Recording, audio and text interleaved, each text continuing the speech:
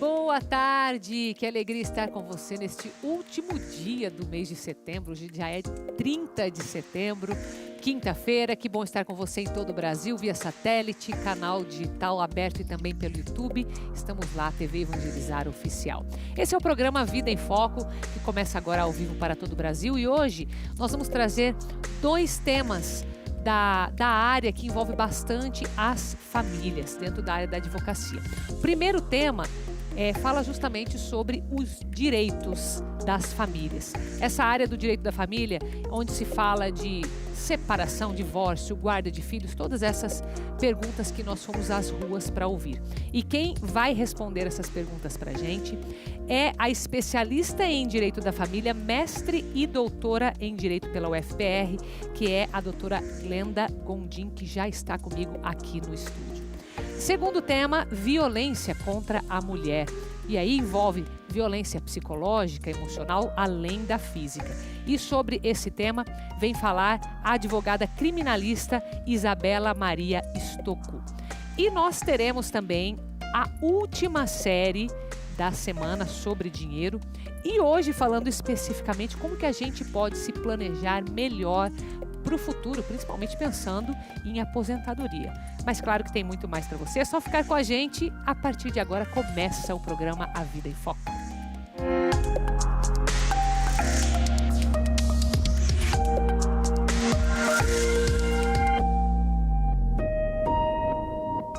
Quando a gente fala em direito da família, tem muitas dúvidas que precisam ser respondidas.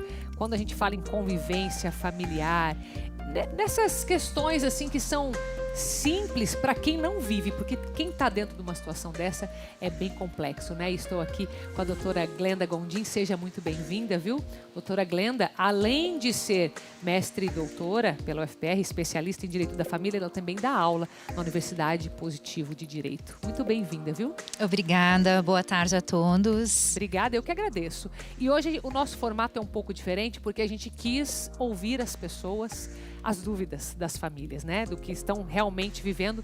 Então, eu vou pedir para a produção já colocar a nossa primeira pergunta e a gente volta aqui no estúdio com a resposta da doutora Glenda.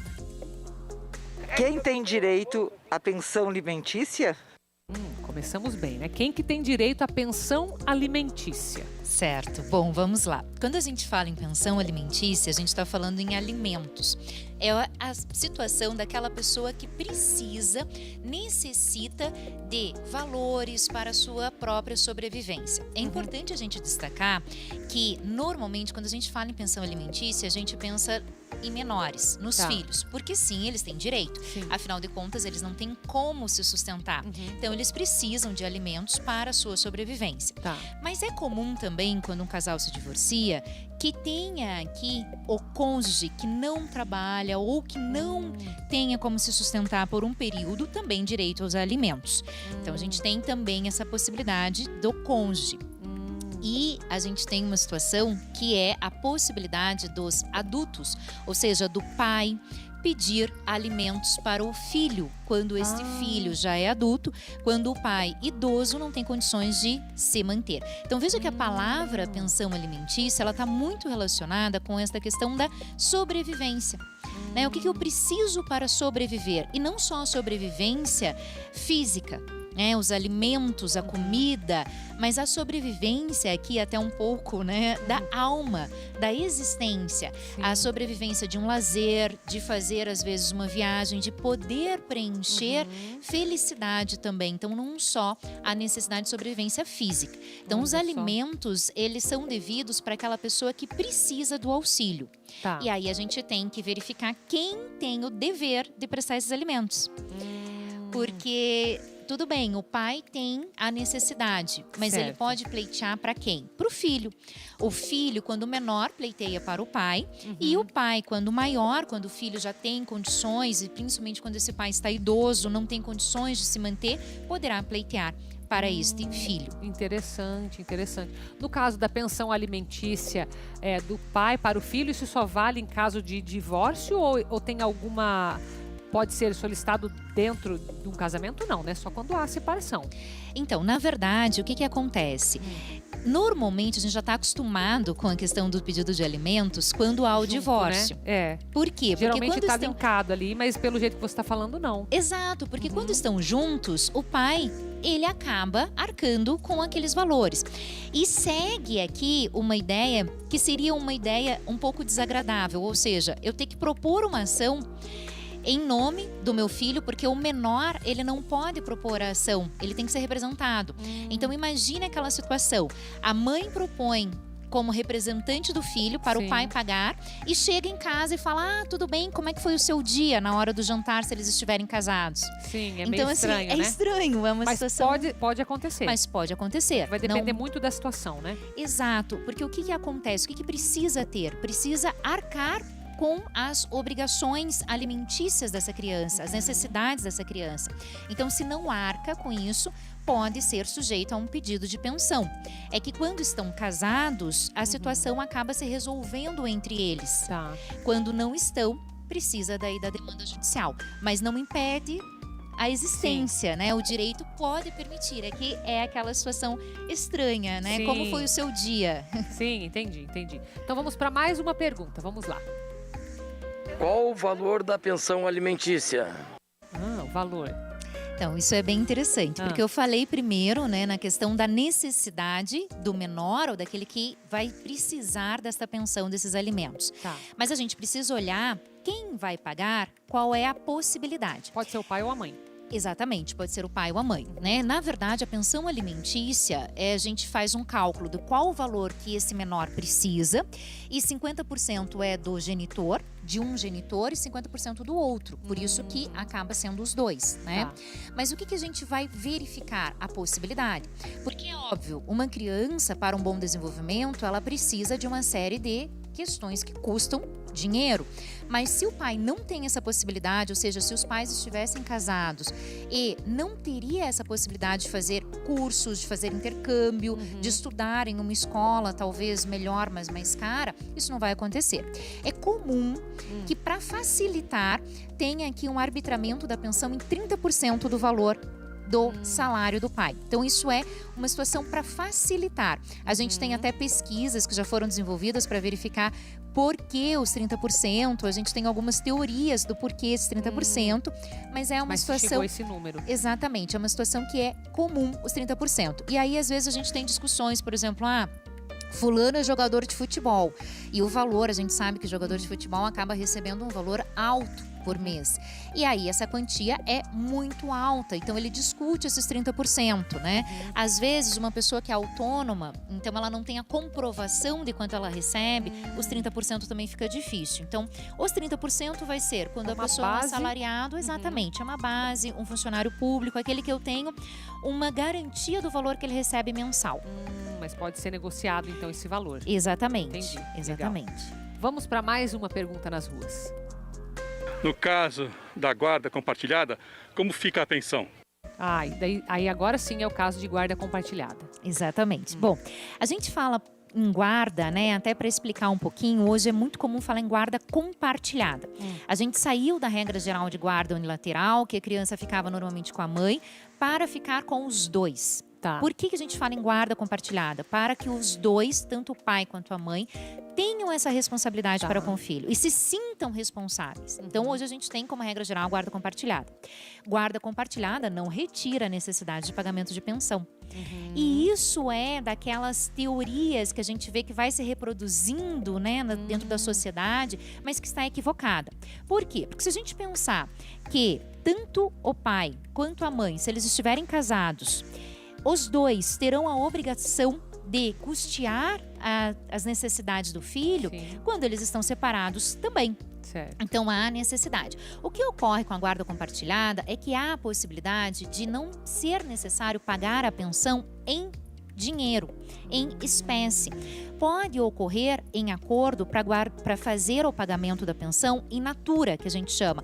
Ou seja, o pai paga a escola, o pai paga o clube, paga uma academia, paga às vezes o plano de saúde, ele paga in natura, ele paga exatamente alguma despesa, mas não retira a obrigatoriedade da pensão. Porque a pensão não é simplesmente o fato de alguém que vai cuidar do filho, é a despesa do filho. Então, certo, independentemente da guarda, tem que pagar. E aí, como vai ser feito esse pagamento? Às vezes passa para um dos genitores administrar, ou paga, como eu disse, em espécie, né, em natura, ou o dinheiro para um genitor gerenciar isto. Interessante, muito bom. Vamos para mais uma pergunta nas ruas. Em caso de desemprego, é preciso pagar pensão? Agora complicou um pouco, né? Essa questão, principalmente agora, né, durante a pandemia, é uma situação em que as pessoas se assustam. E aí elas ficam, principalmente os pais, que são normalmente aqueles que acabam pagando a pensão, né? Acabam fazendo o pagamento e a mãe administra o valor. É preciso entender que, ainda que esteja desempregado, a criança tem as suas necessidades. Então, não basta simplesmente achar que estou desempregado, então não preciso efetuar pagamento algum. Principalmente porque a gente tem hoje, né, durante a pandemia, outros benefícios que possam ser recorridos para a sobrevivência. Então, a gente precisa lembrar que o fato de estar desempregado não significa que vai suspender os débitos dessa criança, as obrigações que tem escolares. Então, por isso que precisa se verificar as possibilidades de pagamento, que, claro, vamos diminuir o valor por um determinado momento, mas não suspender a pensão. Ela não fica suspensa. Entendi. E se, por exemplo, a pensão ela estava sob a responsabilidade do pai, a mãe não trabalhava e depois, no meio do caminho, inverteu essa situação. Agora a mãe trabalha e o pai está desempregado. Aí pode fazer esse ajuste? Pode. Se esse ajuste não conseguir ser feito de forma consensual, ele tem que ser feito por meio de uma demanda judicial que a gente chama de ação revisional. Eu vou revisar os alimentos. Então, eu vou avaliar. Bom, eu tinha um pagamento X, por exemplo, o pai, vamos imaginar que ele tivesse que pagar um salário mínimo, ele está desempregado e agora a mãe está empregada. Na verdade, né, a pensão deveria ser, como eu disse, 50% para o pai e 50% para a mãe. Mas se a mãe estava desempregada, pode ser que o ajuste do salário mínimo era integral de acordo com as despesas que esse filho tem. Que ele demanda essas despesas. Então, aqui nesse caso, pode ser feito aqui um reajuste. Para quê? Para que esta mãe, que agora tem renda, pague os seus 50% e o pai os outros 50% dele. Não como uma exoneração. Né? A exoneração seria uma outra ação quando eu peço para não mais pagar. Não caberia essa exoneração simplesmente porque a mãe está empregada, mas sim uma revisional. Legal. Entendi. Vamos para mais uma pergunta das ruas. Mulher grávida tem direito à pensão alimentícia? Porque daí o filho tá ali, né? Já tá ali, não nasceu ainda. E aí a gente fala nos alimentos gravídicos que às vezes quando você menciona esse nome as pessoas ficam extremamente assustadas. Por quê? Alimentos gravídicos é para a grávida, para que possa ter um pleno desenvolvimento deste feto. A gente precisa pensar que a pensão é sempre para o melhor interesse da criança. E quando a criança está no útero, no ventre materno, ela precisa de cuidados. Precisam ser feitos exames, precisa às vezes de um certo repouso. E aqui os alimentos gravídicos, é preciso entender que a partir do momento que há a suspeita, ou a gente chama no direito uma palavrinha que é verossimilhança, ou seja, aparenta ser o pai, ele terá que pagar. Então, por isso que os alimentos gravídicos às vezes assustam, dependendo da relação prévia que esse casal tinha, independentemente se eram casados, independentemente do relacionamento que os dois tinham, aqui existindo uma prova, uma demonstração, uma investigação, exato, ainda que pequena, naquele momento de que ele seja o pai, pode ser que ele seja condenado a pagar o que a gente chama de alimentos gravídicos. Não é para grávida. É para o pleno desenvolvimento do feto. Do feto, entendi. Interessante. Olha quanta coisa que a gente está aprendendo aqui hoje, hein? Vamos para mais uma pergunta? Quando o salário do alimentante aumenta, é necessário passar isto para a pensão? Alimentante, no caso, é quem está sendo alimentado. E Existe a esse gente termo? tem, sim, o Tá. alimentante e o alimentado, Tá. né? O alimentado é aquele que vai receber esse valor. E aí, se há uma diminuição, como a gente comentou, há uma diminuição, eu posso pedir eventualmente uma revisional. Se há um aumento, aquele que recebe pode pedir uma revisional também. Se ele tiver conhecimento de que houve um aumento no patrimônio, Tá. ele poderá pedir para que a pensão aumente. Porque seria, o que a gente tem que pensar nos alimentos é que o pai e a mãe, normalmente quando se pede alimentos, eles estão divorciados. Se eles estivessem casados, a hora que o pai tem uma melhor condição, não aumentaria aqui as possibilidades desse filho fazer às vezes um curso, melhorar a escola, melhorar a sua própria Mesmo que não seja o preparação. alimento diretamente, mas tem ligação. Exatamente. Então, se o pai estivesse em casa, teria essa melhora, como o pai também aqui tem a obrigação, está divorciado, precisará ter a melhora dos alimentos também. Então, pode sim ter esse reajuste, que pode ser consensual entre as partes ou, se necessário, uma ação revisional, que aí é o pedido daquele. Então, a gente sempre Certo. tem que pensar, eu falo aqui para os meus alunos e os clientes, que o ente no final é aquele que pede, né? Então, aqui o alimentante, né? Quem É pede. o que vai fazer esse requerimento, né? Então, na revisional, quando ele faz esse requerimento para aumentar a pensão que ele recebe, ele vai ser o Interessante. requerente nesse Interessante. caso. Interessante. Vamos para mais uma pergunta. Temos mais uma lá, produção. Se o pai quiser a guarda, o que é preciso fazer? Se o pai quiser a guarda, Então, como eu disse, a guarda normalmente ela é compartilhada. Aham. Então, ela é dos dois genitores. A guarda unilateral, ela é exceção. Quando que vai ter guarda unilateral? Quando há risco para o menor. Então, só quando nesse caso. Exatamente. Quando há, por exemplo, alguma situação, às vezes, de um genitor envolvido com drogas que pode trazer riscos para a criança, alguma situação de gravidade. Psicológica também. Exatamente. Alguma situação que a pessoa não está se cuidando, precisa ser internada, e aí pode existir a guarda unilateral. Mas essa situação do pai pedir a guarda, ela não se alimenta, digamos assim, né? Até para fazer um trocadilho com os alimentos que a gente está falando, porque a mãe também não fica com a guarda. Então, hoje, como a regra geral é guarda compartilhada, Certo. a gente tem tanto a guarda do pai quanto da mãe, não apenas de um. Só vai ter a guarda unilateral quando houver aqui risco para o menor, porque toda a ideia, né? A gente está trabalhando com o direito das famílias, a gente sempre tem que pensar no melhor interesse da criança. E o melhor interesse da criança é ter o convívio com os dois genitores, com o pai e com a mãe, e também ter essa situação de responsabilidade, dos dois se sentirem responsáveis, para que os dois convivam adequadamente com essa criança. Interessante. Bom, a gente encerrou as perguntas já, mas conversamos sobre vários aspectos aqui. Eu acredito que todo mundo está nos acompanhando, conseguiu tirar várias dúvidas aqui. Doutora Glenda, você tem um site, né, que é a gondinadvogados.com.br, aparece para você para saber mais sobre o direito das famílias. E eu agradeço a sua presença aqui hoje, viu? E compartilhar teu conhecimento com a gente. Imagina, eu que agradeço, espero ter contribuído aí com as respostas das dúvidas que as pessoas tinham. Muito obrigada, viu? Agora você vai ver que Maringá, a cidade de Maringá, está entre as melhores cidades para se morar. Acompanhe nesta reportagem.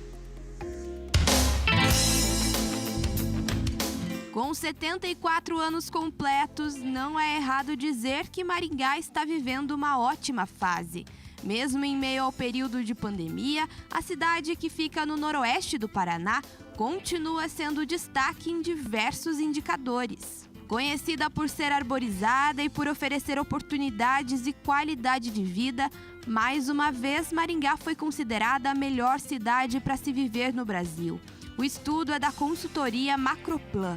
Por aqui não faltam boas iniciativas e vontade de fazer a cidade cada vez melhor. É o caso do Conselho de Desenvolvimento Econômico de Maringá, o primeiro do país. O CODEM reúne a sociedade e o poder público para pensar no desenvolvimento econômico e social do município, respeitando a sustentabilidade. várias instituições da sociedade civil organizada, com o seu corpo técnico, com as suas lideranças, juntamente com o setor público, planejando a cidade, planejando o desenvolvimento regional, é extremamente fundamental e é esse que dá o nosso diferencial. São cerca de 300 profissionais voluntários no CODEM e a ideia tem servido de exemplo para muitas outras cidades. Nós recebemos, em média, por ano, mais de 40 caravanas de outras cidades que queiram conhecer o nosso concelho e implantar dentro do seu município. E o que eu percebo que o principal desafio desses concelhos que estão se formando é conseguir agregar esse voluntariado que realmente ele é ativo e que tem como um sonho o desenvolvimento da sua cidade e não está pensando apenas no seu negócio. E é isso que nós temos aqui, voluntariados que têm a paixão, né? Trabalham com paixão em prol do desenvolvimento do município. Este ano, Maringá também foi destaque nacional pela qualidade do saneamento básico. De acordo com o Instituto Trata Brasil, a cidade ficou em segundo lugar no ranking nacional entre os 100 maiores municípios brasileiros. O Índice de Desenvolvimento de Educação Básica atinge 7,2, quando a média nacional é de 5,2. Enquanto isso, o IDH, Índice de Desenvolvimento Humano, é acima da média latino-americana. Os planos de crescimento não param por aí. Esse é o lugar onde futuramente mais de 50 empresas do ramo de tecnologia vão se reunir para trabalhar juntas.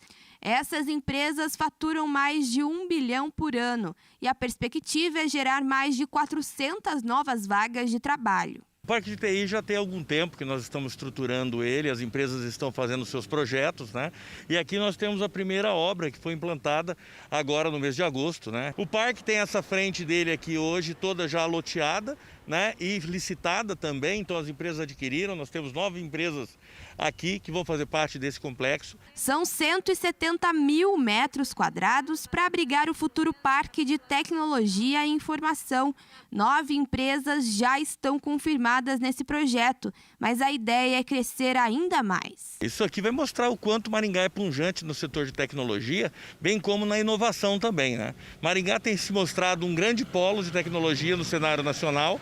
Nós estamos hoje, né, com mais de 70 empresas associadas à Software by Maringá e acreditamos que estaremos aí buscando algumas outras e chegando a 100 empresas até o final do ano. A Prefeitura de Maringá também tem planos de transformar a cidade em uma Smart City, com Wi-Fi para a população e acesso online a serviços públicos, facilitando a vida do cidadão. Um horizonte de novidades e ideias para um lugar que não para de surpreender.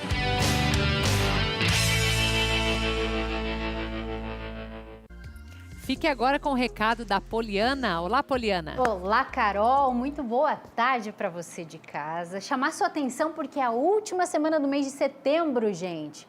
O ano está chegando no fim. Mês que vem já é outubro, final do ano praticamente. E aí eu te pergunto, como é que foi esse ano para você? Você tomou a iniciativa de priorizar a sua saúde, o seu bem mais precioso, mais valioso? Nada nesse mundo é mais importante do que a gente ter saúde. É ou não é verdade? E quantas vezes a gente vai deixando para depois, para amanhã, para a semana que vem, e a coisa vai indo e vai piorando, porque se a gente não cuida e não trata, é isso que acontece. E o segredo da longevidade, eu costumo falar que é a prevenção, não é verdade? Se a gente se previne, a gente não vai sofrer lá na terceira idade. Agora, se você não se preveniu, já está na terceira idade e não consegue mais controlar a sua saúde, a gente vem para ajudar você de uma forma saudável, natural, sem contraindicação. Não é remédio, não é medicamento. Ele entra para ajudar você, Ora Pronobis, a cuidar da sua saúde como um todo. É uma verdadeira fonte de vitaminas e minerais, não sou eu que estou falando. Se você for pesquisar a respeito de Ora Pronobis, você vai descobrir que ela é a única planta que tem mais cálcio do que o leite, que tem mais proteína do que a carne, que tem mais vitamina C do que a laranja. Olha a quantidade de coisa boa e necessária para a manutenção da nossa saúde. a gente precisa cuidar, priorizar do nosso bem mais valioso. E eu quero ajudar você dando o seu primeiro passo, que é só ligar no 0800 602 8022. Você vai garantir o maior desconto, é desconto inédito, porque é fecha-meta hoje lá na Salubre e a gente está disposto a não perder negócio. Então são 10 parcelinhas sem juros, além do desconto. E esse presente aqui, ó, todo especial e exclusivo para você que acompanha a TV Evangelizar, está liberado a partir de agora para as 30 primeiras ligações. Vai levar essa imagem linda de Jesus das Santas Chagas para colocar aí no altar, para a senhora poder rezar. Poliana, não tem altar, você vai pendurar, porque ele vem aqui, ó, para pendurar também. Olha que presente lindo que você garante ligando já no 0800 602 8022. Não perde a oportunidade que está aí, ó, batendo a sua porta para você priorizar, cuidar do seu bem mais valioso, que é a sua saúde. Corre já pro telefone e aproveita. Ligue agora e garanta a promoção especial aqui para a TV Evangelizar com a Carol Tormena, não é, Carol? É isso aí, Poliana. Vamos para um intervalinho bem rápido. Na volta a gente vai falar sobre a violência contra a mulher, que vai muito além da violência física, tá? Ela pode ser emocional, psicológica. Então toma aquela aguinha rapidinho e volte aqui comigo.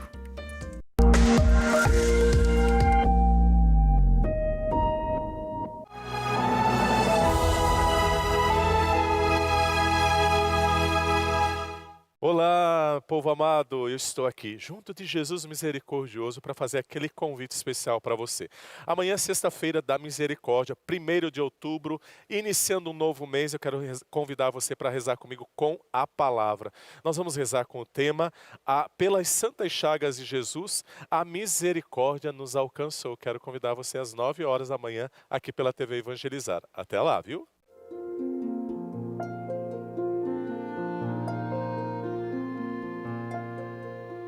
O escapulário é um sacramental, um sinal sagrado e visível que nos conduz a Deus. Ele ocupa um lugar de bênção e nos santifica em vários momentos de nossa vida. Você, associado, que vive conosco a devoção a Nossa Senhora do Carmo, peça as infinitas bênçãos da nossa madrinha, Mãe do Escapulário e modelo de bondade e amor.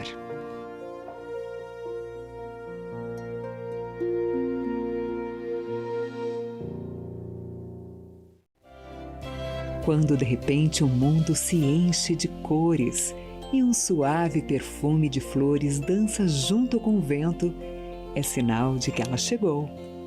Bem-vinda, primavera! Ver o ralo do banheiro e a escova sempre lotados de cabelo causa aflição em você. É super natural perder entre 50 e 100 fios por dia. O problema é quando a perda dos fios se torna intensa e precoce. Mas sabe qual é a boa notícia? O KPNX, o melhor tratamento capilar do Brasil, está aqui para te ajudar. Pegue o telefone e ligue agora mesmo. O KPNX tem 19 vitaminas e sais minerais que vão agir diretamente no seu bulbo capilar. É um verdadeiro polo vitamínico. Seu cabelo vai voltar a crescer de forma rápida e natural. 0800 003 7474.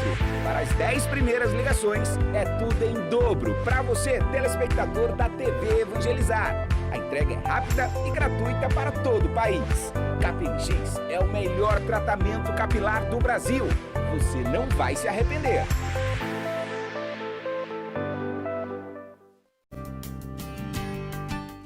Família Evangelizar, estou aqui para fazer aquele convite especial. Você tem um encontro marcado no programa Bela Graça e essa semana vamos homenagear São Francisco de Assis e olha aqui os meus convidados. Você não pode perder, o programa tá demais. Te espero às 17 horas aqui na TV Evangelizar.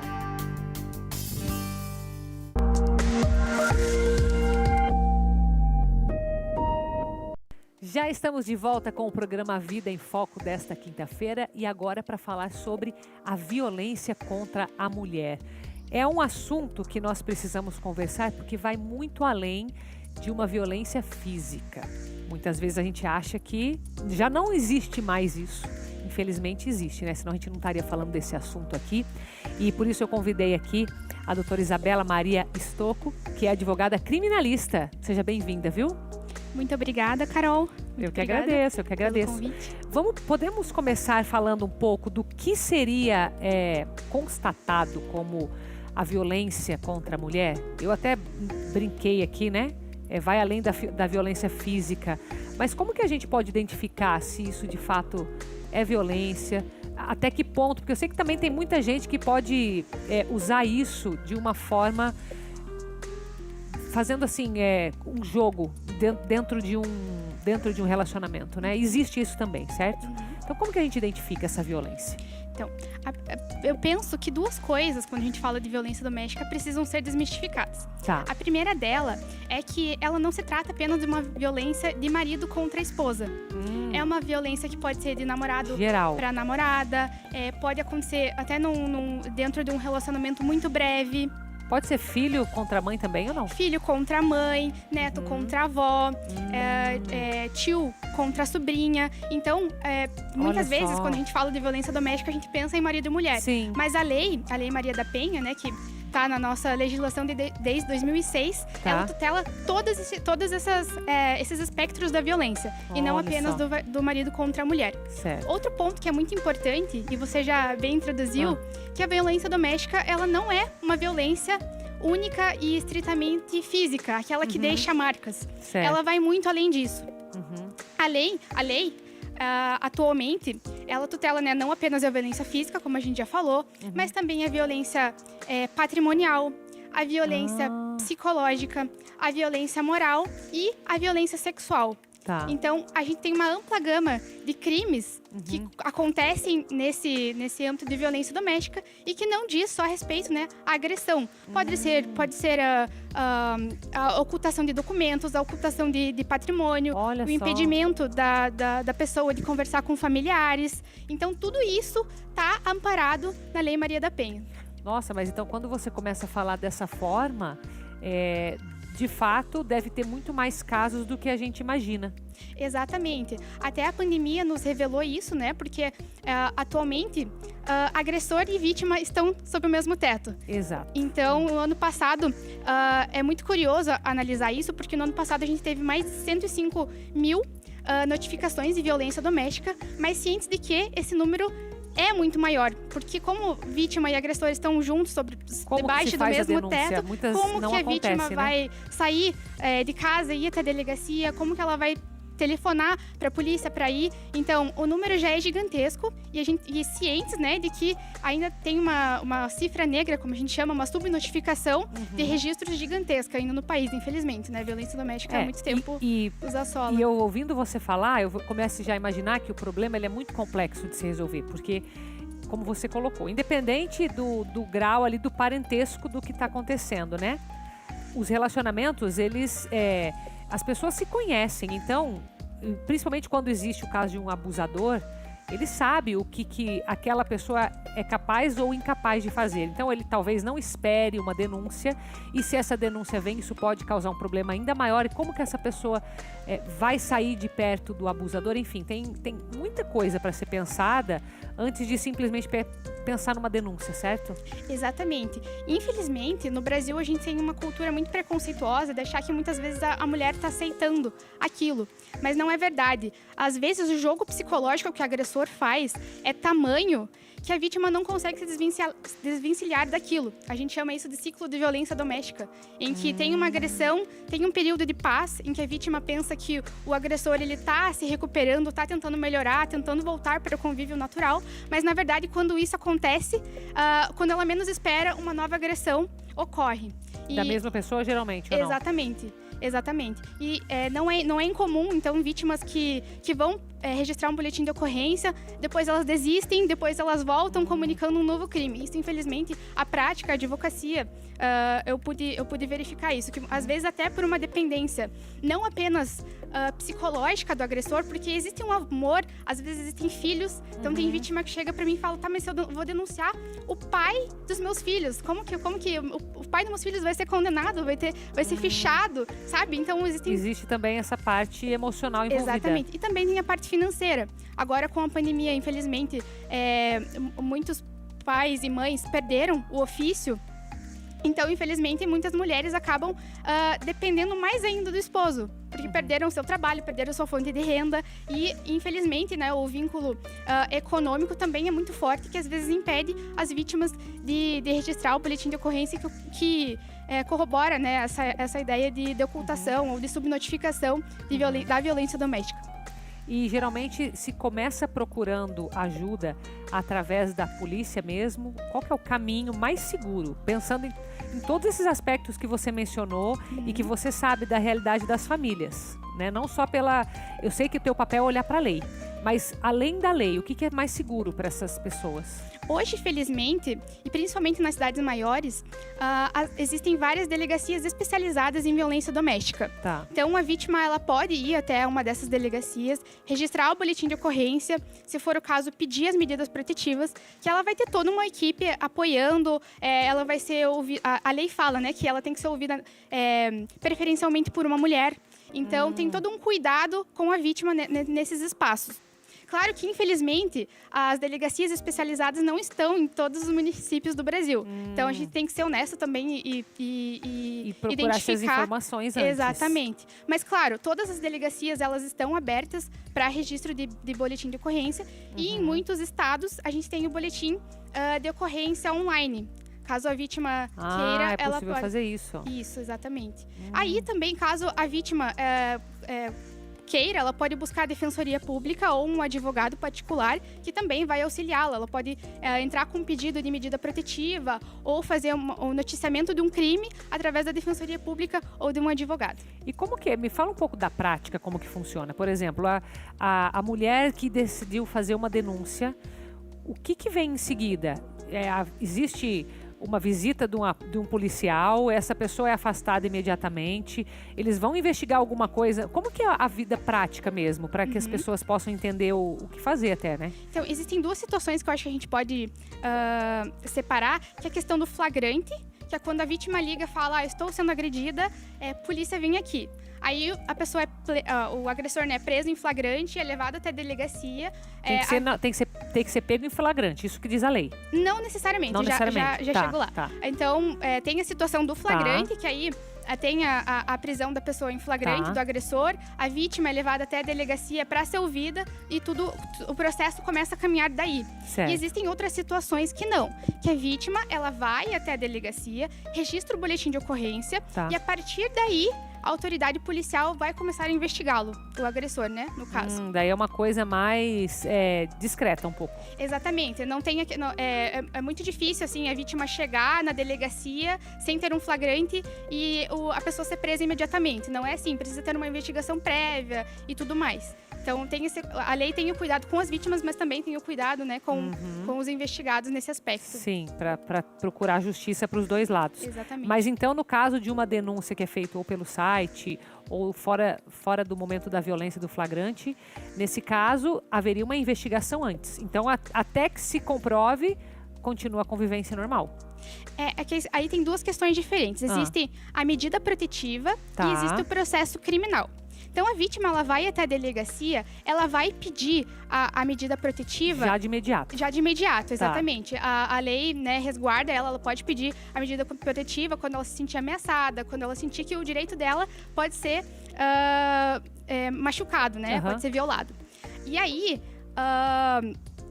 existe o processo criminal, certo, que é uma coisa mais lenta. Então, tem a medida protetiva, que é uma coisa mais imediata, que vai, por exemplo, definir um afastamento, um impedimento de aproximação, vai fazer uma separação de corpos, dependendo do caso que for, né? Quando o vítima e agressor residem juntos, pode ter essa medida. Então, a medida protetiva é isso, ela é mais urgente, mais emergente, e a vítima pode requerer na delegacia, e isso é um procedimento mais rápido. E aí, por outro lado, existe o processo criminal, que é onde vai ser apurada a responsabilidade criminal do agressor. Então, pode ser que uma medida protetiva seja deferida e no final ele seja absolvido? Pode, porque são coisas diferentes. Tá. E aí, no processo criminal, é um caminho mais longo, porque aí são resguardadas as garantias, né, do investigado, de efetuar sua defesa, de providenciar as provas que eles entenderem necessárias. E aí, ao final, o juiz vai decidir se ele vai responder por algum crime ou não.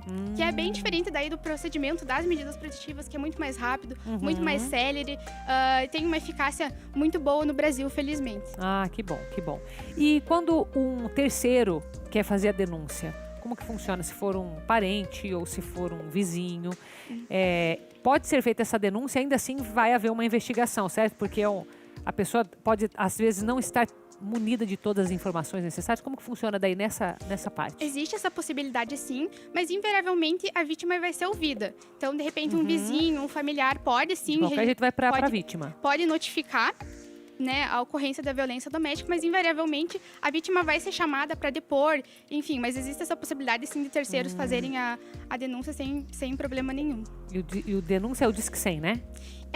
Hoje a gente pode ir até a delegacia, registrar o boletim de ocorrência, ou, né, o governo nos ofereceu um ótimo canal para fazê-lo, que é o 180. Ah, o 180, isso. No Brasil todo? Isso. 180, muito bom.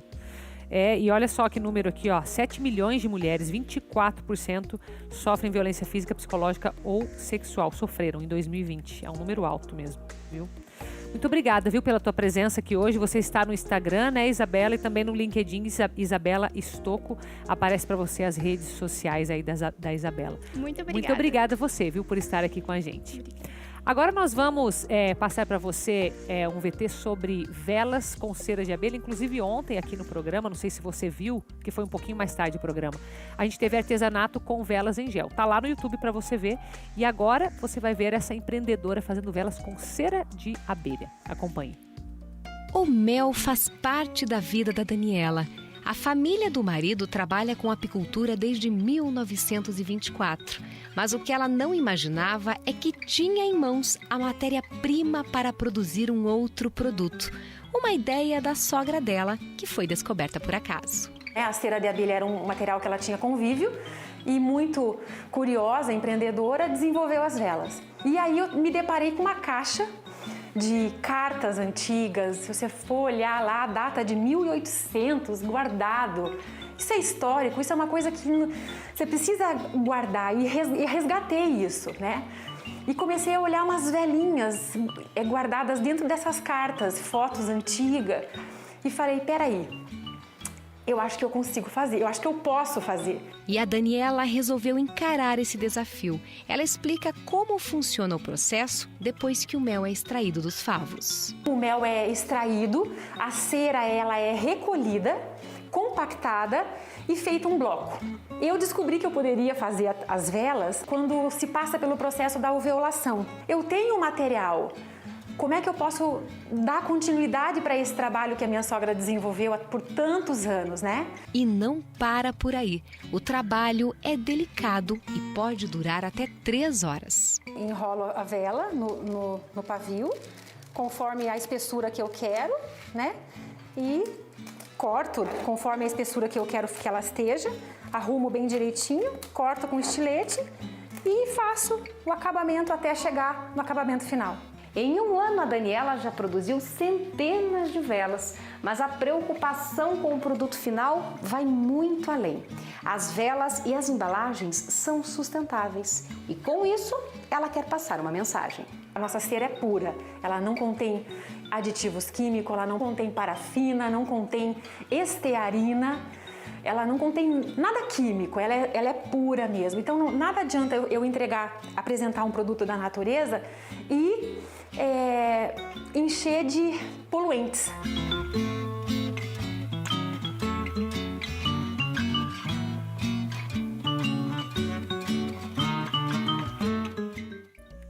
E mais um recadinho para você da Poliana, é com você, Poliana. Obrigado, Carol. O recado é de extrema importância, sabe? Porque hoje em dia a gente fica tão colado nas telas de celular, ou muitas vezes você não consegue enxergar direito as coisas e acaba se aproximando mais para tentar enxergar. E a gente vem para cuidar da saúde dos seus olhos, que é essencial para a sua qualidade de vida. Imagina você chegar ali nos 60, 70 anos de idade e não conseguir se locomover porque você não está enxergando direito. Quantas vezes você pega a Bíblia, vai tentar ler, você não enxerga o que está ali, tem que ficar ali botando para frente, para trás, tentando ajeitar para ver se o foco da sua visão se alinha. A gente vem para ajudar você a cuidar da saúde dos seus olhos, essencial para você ter qualidade de vida. E o mais bacana é, esse tratamento ele é 100% natural e ele tem 2 carotenoides, luteína e zeaxantina. Eles são essenciais para combater degeneração macular, para combater cataratas ou pelo menos estacionar. Você que já está num estágio mais avançado da doença, quando você faz o uso diário desse tipo de suplemento, a gente consegue estacionar a sua perda de visão. Então é de extrema importância que você nesse momento tome uma atitude, cuide da saúde dos seus olhos, é só ligar no 0800 878 1156. Além de luteína e zeaxantina, o MB Vision, ele traz também na composição ômega 3, que por si só já cuida da saúde da sua visão, mas também vai cuidar de saúde cardiovascular, cerebral. E a componente que tem aqui são altos níveis de EPA e de DHA, viu? E o mais importante, você vai comprar um frasco e ele vai durar 2 meses de tratamento. Aqui vem 120 cápsulas e você toma somente 2 ao dia. Então, o custo-benefício para você, garanto que você não vai encontrar melhor. Sabe o que é mais bacana? É claro que por você estar aqui ligadinho na Evangelizar, a gente pensa sempre em presentear você com algo especial. Olha o presente para você que ligar agora e adquirir hoje o seu MB Vision aqui com a gente. Vai levar a dezena, que inclusive, Carol, foi abençoada pelo padre João Luiz Lemos. Para todo mundo que comprar, ele rezou em cima da dezena para abençoar ainda mais a sua vida e, claro, de toda a sua família. Condição é especial de pagamento, 10 vezes sem juros no cartão. E a gente faz também no boleto bancário, só porque é final de mês, hein? Então, corre pro telefone e aproveita, 0800 878 1156. Não deixa para depois, liga lá e aproveita. É com você, Carol. Obrigada, Poliana. Vamos para um intervalo bem rápido. Na volta, o assunto é dinheiro. E na nossa última série sobre o dinheiro, você vai entender como que é importante pensar, sim, no futuro e se planejar para isso. Eu volto já.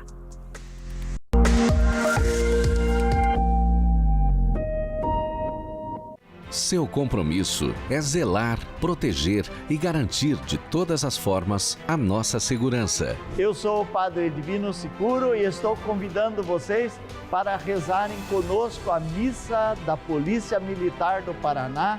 Direto da Paróquia Santo Estanislau, celebração Padre Divino Sicuro.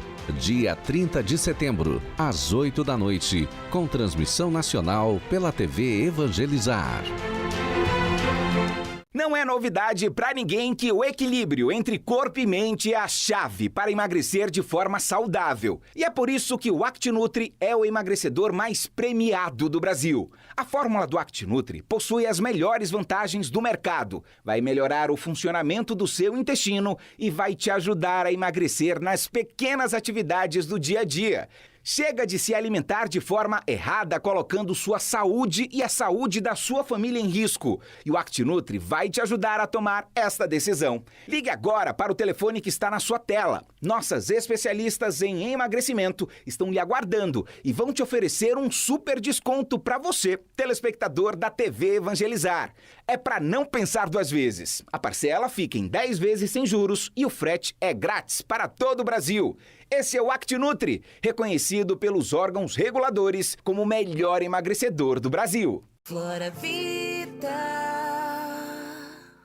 Você sabe identificar a violência contra a mulher na política? Quando uma parlamentar não está segura, nem mesmo no plenário. Quando o apoio do partido nunca vem. Quando somos julgadas e atacadas pela nossa imagem. Chega, é hora de ocupar o nosso lugar. Mais mulheres na política sem violência de gênero. A gente pode, o Brasil precisa. Peregrinação Terra Santa Itália, de março a abril de 2022. Visite os locais percorridos por Jesus e a capital da fé católica ao lado do Padre Evandro Landri. Entre em contato conosco. Peregrina Brasil, realizar o seu sonho é a nossa missão.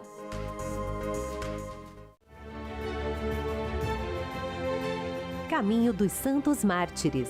Um percurso de fé e cultura, uma experiência com Deus. Um encontro de evangelização e de espiritualidade. Capelas, igrejas, catedrais, santuários, ruínas e belezas naturais ajudam a contar um pouco da história dos primeiros mártires do Brasil. O peregrino, ao pisar o chão dos Santos Mártires, com certeza não será mais o mesmo. Costumo dizer que o caminho dos Santos Mártires ele é um caminho de evangelização. Isso nós temos que ter em mente porque o turismo religioso ele é evangelização. Se ele sair desse propósito de evangelização, ele deixa de ser turismo religioso. Especial Caminho dos Santos Mártires. Domingo, dia 3 de outubro, em 2 horários, às 9h50 da manhã e às 1h50 da tarde. Mais uma produção original da TV Evangelizar.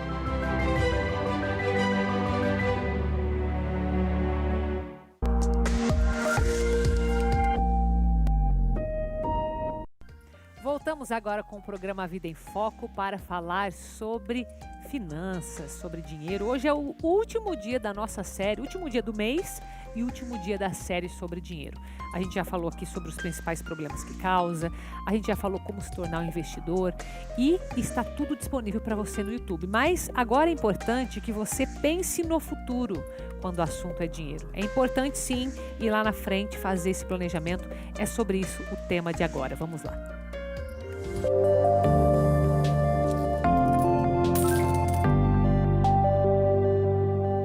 Vivemos num ciclo vicioso.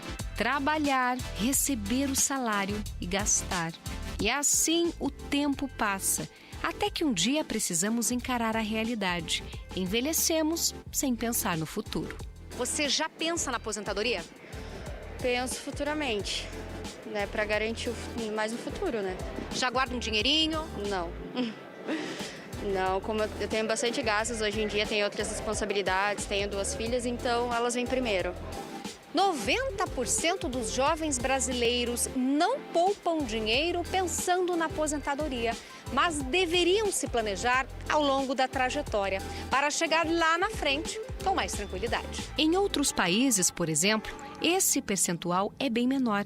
Na Nova Zelândia é de 30% e nos Estados Unidos de 40%. Para esse professor, a questão é cultural. Na medida que você não tem recursos, falta emprego, e você não pode estar em consonância com a realidade. Você tem que pensar em ficar vivo a qualquer custo. E esse ficar vivo a qualquer custo está dentro do curto prazo, não está no longo prazo. E a falta de emprego, os vai e vem da economia, e isso tudo desgasta as pessoas para que acabem ficando longe do pensamento de mais tempo, de você colocar cada dia uma pedra para quando chegar lá, você chegar e continuar vivendo com qualidade de vida, com dignidade. Outro erro muito comum é contar somente com a Previdência Social, o sistema público de aposentadoria.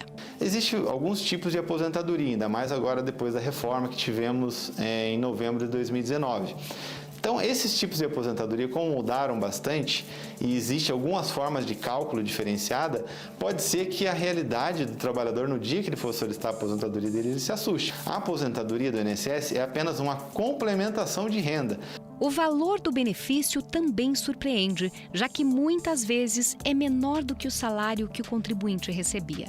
O cálculo é feito com base na média salarial, onde é aplicado o coeficiente de 60%, mais 2% para cada ano que ultrapassar o tempo obrigatório de contribuição.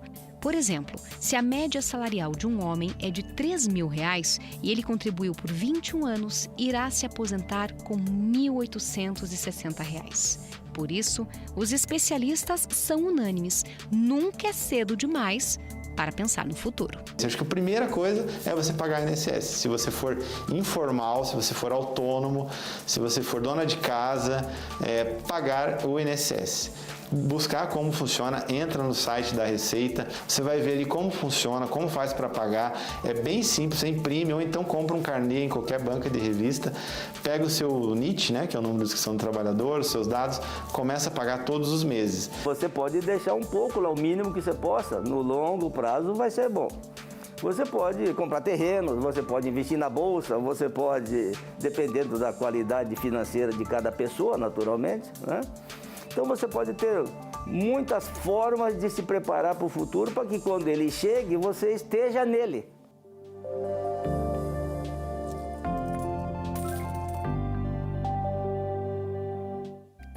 Você me permite fazer uma sugestão para você?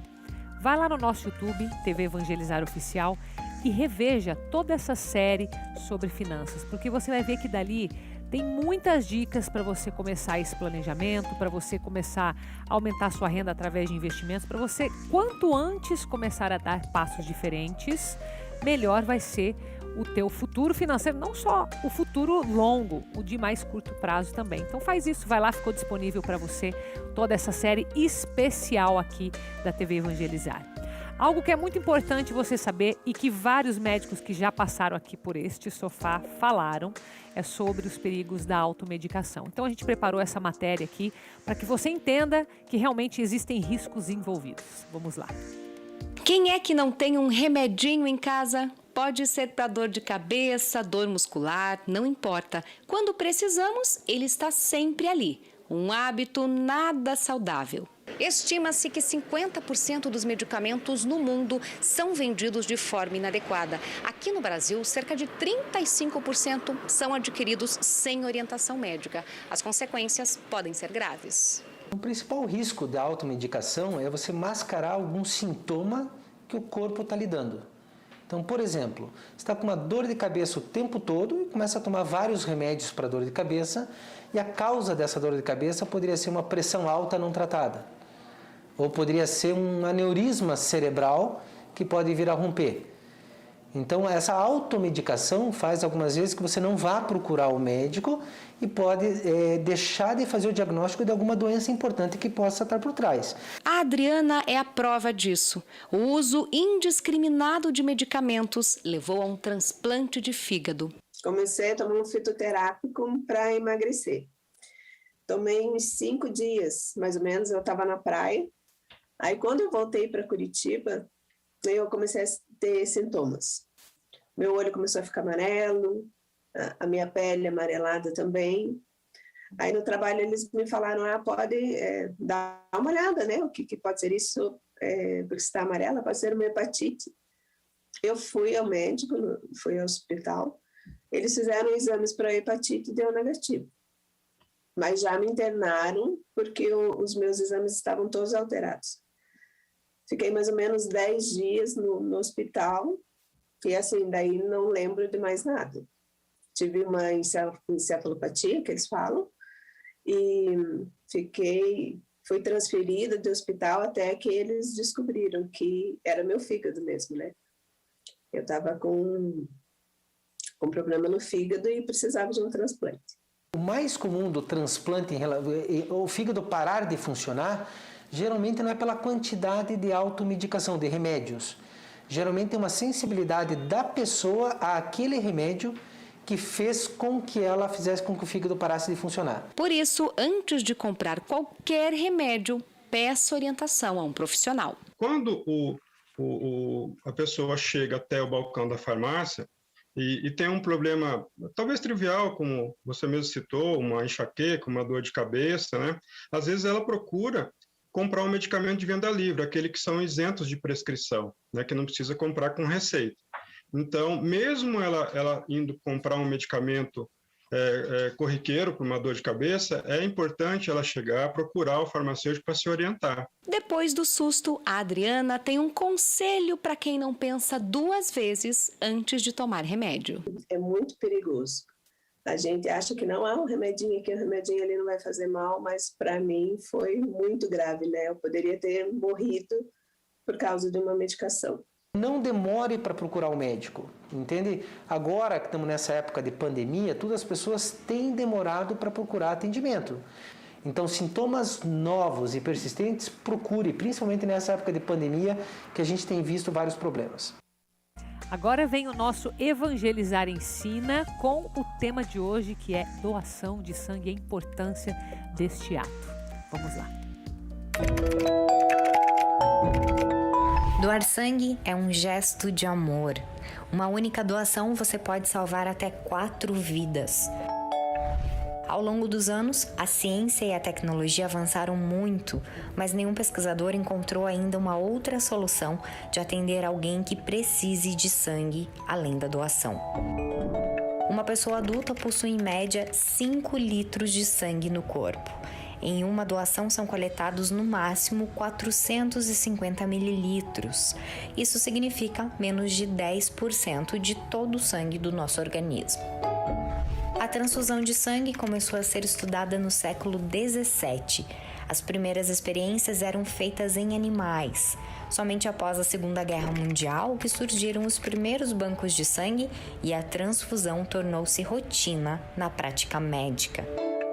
O sangue possui características únicas. A classificação dos tipos sanguíneos são A, B, AB ou O, e eles podem ser positivos ou negativos. Em uma transfusão, receber um sangue que não seja compatível ao nosso é algo gravíssimo, podendo causar reações como calafrio, tremor, insuficiência renal e levar à morte. No Brasil, cerca de 3 milhões de pessoas são doadoras de sangue, ou seja, apenas 1,9% da população. Segundo a recomendação da Organização das Nações Unidas, para manter o estoque de sangue regular no país, o ideal é de 3 a 5% da população ser doadora. Se você pretende se tornar um doador, saiba que é necessário ter entre 16 e 69 anos, pesar mais de 50 quilos, estar em boas condições de saúde, ter dormido pelo menos 6 horas nas últimas 24 horas e estar alimentado. Atualmente no país existem 27 hemocentros e 500 serviços de coleta. Acredite, sempre há um local próximo da sua casa. Doar sangue é doar vida, esperança e futuro para quem realmente precisa. Doar sangue não te custa nada e vale muito. Estamos no final de mais um programa, A Vida em Foco. Espero que você tenha gostado. Agora você fica com as delícias de Olga Bongiovanni na Divina Receita. Em seguida, vem o Pauta Aberta com as principais notícias do dia. E eu volto amanhã, sexta-feira, às 3h30 da tarde com você, ao vivo para todo o Brasil, aqui na TV Evangelizar. Fique com Deus.